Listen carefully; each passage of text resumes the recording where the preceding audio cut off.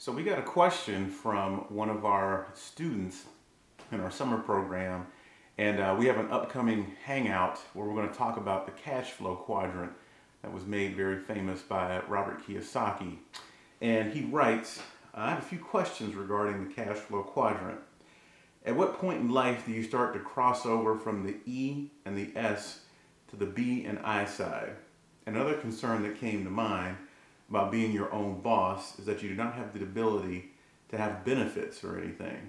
How does that affect you financially? Well, number one, keep in mind, most people that are entrepreneurs or cross over into being on the other side of the quadrant, that transition doesn't happen to them until typically later in life. The average age of an entrepreneur is 40, okay? And a great book where I got that stat from, and is this book called The E-Myth Revisited by Michael Gerber. And in this book, Gerber is a business consultant, and he helps people run their businesses more successfully, and he's been doing it for years. He's worked with thousands and thousands of clients. And he talks about three main personalities in the business world: the entrepreneur or the visionary, the manager or the details person, and the technician, the person who's good at actually doing the work. Most entrepreneurs are actually frustrated technicians who were working for other people and either felt like they were undervalued and underappreciated, underpaid, or just basically got the thought that they could do it better themselves, and they launch out and start a business. So that's the usual process, okay? And again, so by the time you're 40 years old, of course you have lots of years of being an employee under someone else before you launch out on your own business. So just keep that in mind.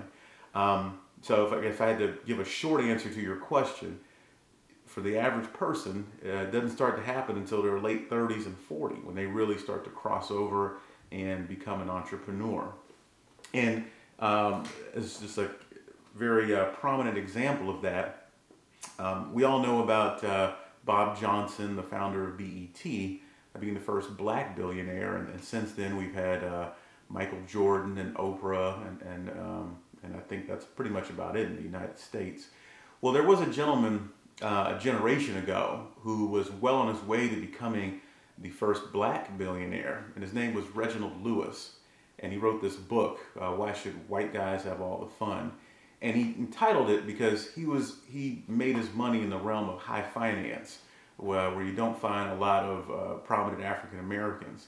And he came out of the technician side of things. He was a business lawyer, went to Harvard, and he basically got his business skills and got his confidence up to launch out his own company by years and years of doing the detailed legal work surrounding big corporate takeovers, raising money, and things of that nature. And he didn't really launch out and have a business big enough to take him out of the practice of law until he was well into his 40s.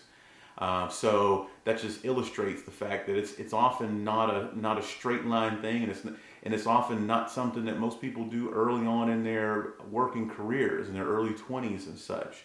So of course in the tech space recently, we've had lots of very successful companies launched by relatively young people, late teens, early 20s, college dropouts, launched things like Facebook and things of that nature, but you got to understand that is very, very atypical.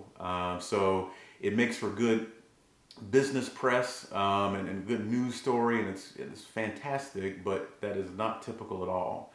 And to the question about not having benefits when you launch out, you're on your own company and everything, you got to remember, since most people are making this transition from frustrated employee over to entrepreneur, that is a gradual thing. And so a lot of people don't really, say for instance, leave their job with benefits until their entrepreneurial pursuit really takes off. That's one way to have it. But there are people, they just get so frustrated that they don't care.